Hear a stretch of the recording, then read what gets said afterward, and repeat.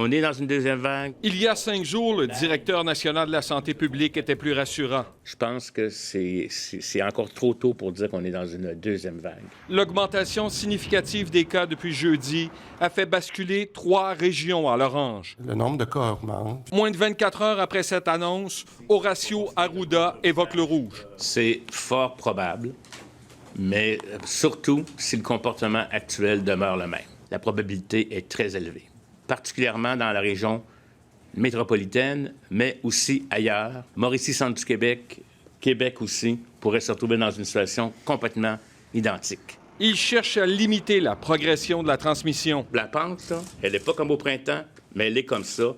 Puis moi, je pense que ça pourrait être le début d'une deuxième vague. Et si actuellement, on ne fait pas ça, ce qu'on risque de faire, c'est de monter comme ça. Et ça, là, je vous le dis, ça ne sera pas drôle.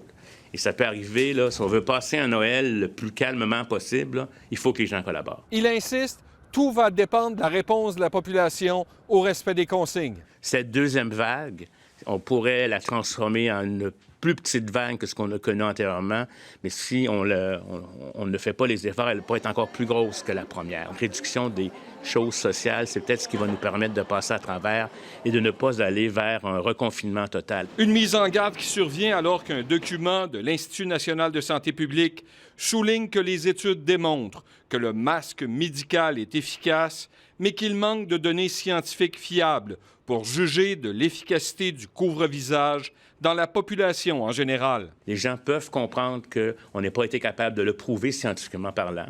Là, comment les gens vont l'utiliser, ça va dépendre, bien entendu, mais moi, je vous recommande fortement de le porter. Ce week-end, 30 corps de police ont visité 2200 bars et restaurants. Ça a été un franc succès. Il y a eu 1500 avertissements et 90 constats d'infraction. Il faut tous qu'on y mette du nôtre. Il faut, oui, qu'on limite en partie notre vie sociale pour quelque temps. Alain Laforêt, TVA Nouvelles, Québec.